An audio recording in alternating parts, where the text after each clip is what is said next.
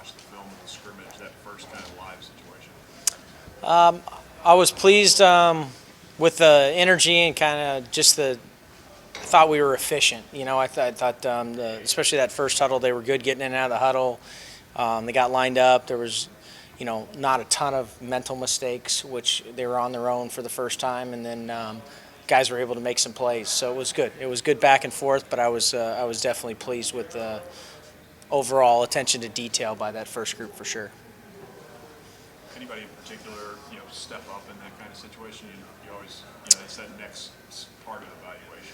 Yeah, no, I thought there. I mean, there were guys, but I thought the line collectively was sharp. There's always things to clean up, but I thought that they were physical and they played really well together.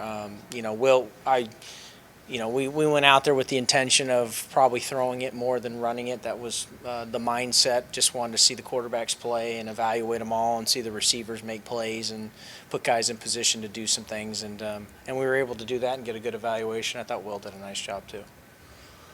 What do you see from the guys behind the wheel? That's a good question. I mean, I see guys day to day. Like it's a different guy every day that's kind of been stepping up or probably has had a better day. So it's a constant evaluation. It's a competition. There's a standard of play, and they have to they get a limited amount of reps, and they have to make each rep count.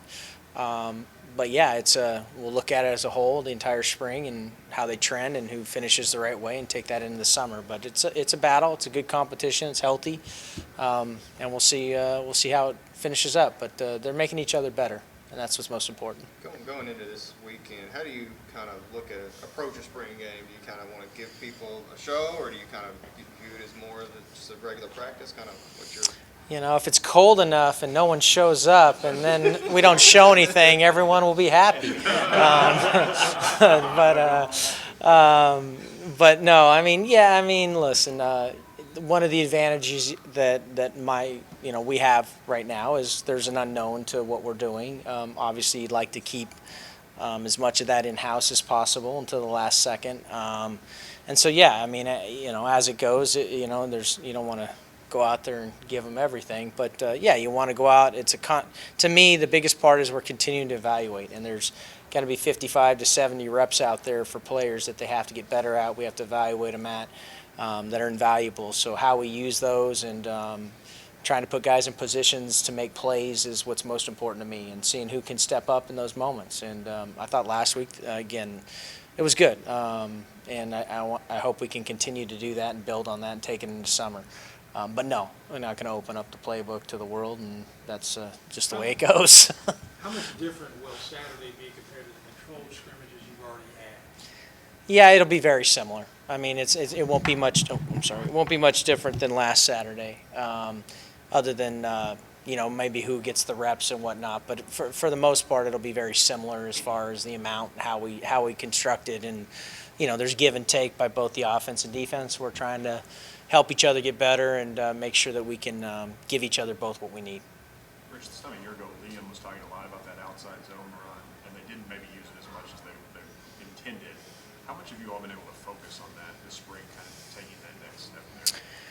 Yeah, I mean, it's the run part has been good. I mean, the defense challenges you because they're very multiple and they do a lot of different stuff. But as far as the run game goes, I feel very strongly that we're on pace, and I think that it's outside zone, it's inside zone, it's complementing everything. So for us, it is what we do. It is at our identity, and it is important that we master it. So yes, we have emphasized it, and no, it won't go away during the year.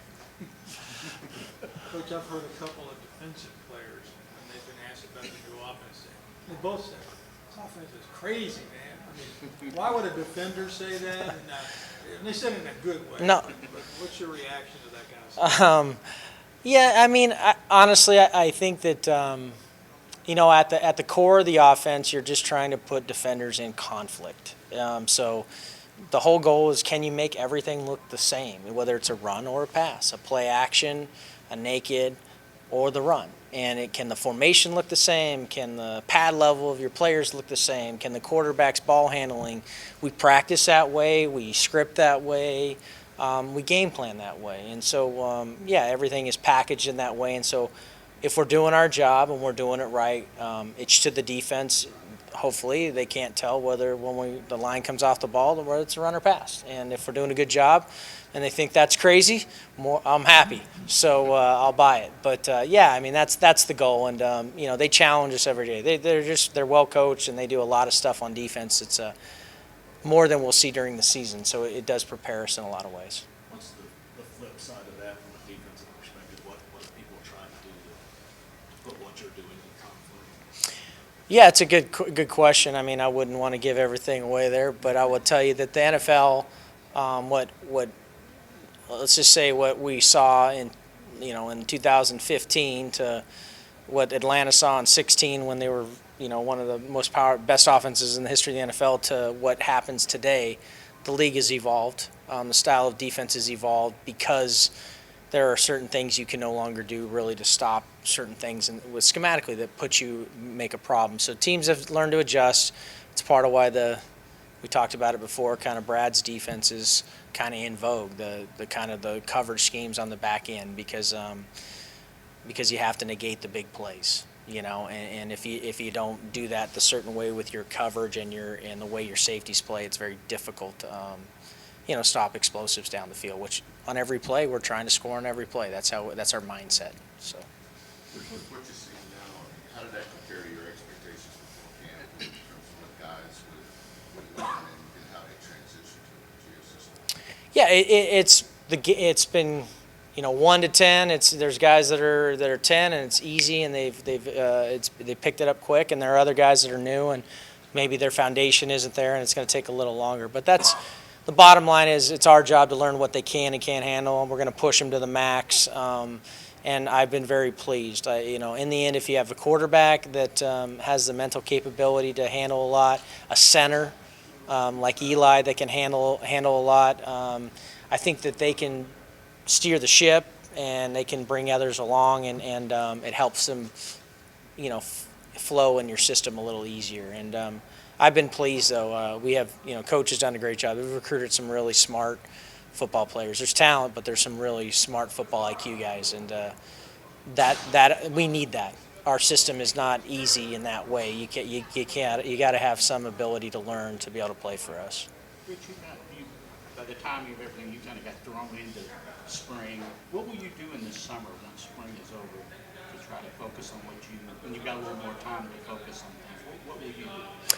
Yeah, I mean it's really get to know the conference. Quite honestly, it's like spend as much time possible studying the defenses in this league, just so you have a great handle on how people attack you and what they're thinking and how they what they do. That's always that knowledge is invaluable. So come game planning week, you have a foundation. Because I don't know these guys and kind of how they'll play us. So getting that familiarity, and then having a great plan of attack for each player in our program in the offseason. To have a nice detailed plan so they have the 2 or 3 things they need to really improve on so that they can come into August and really elevate their game in those ways. And if they do that, we'll max ourselves out, and I think we'll have a chance to be pretty good as a whole.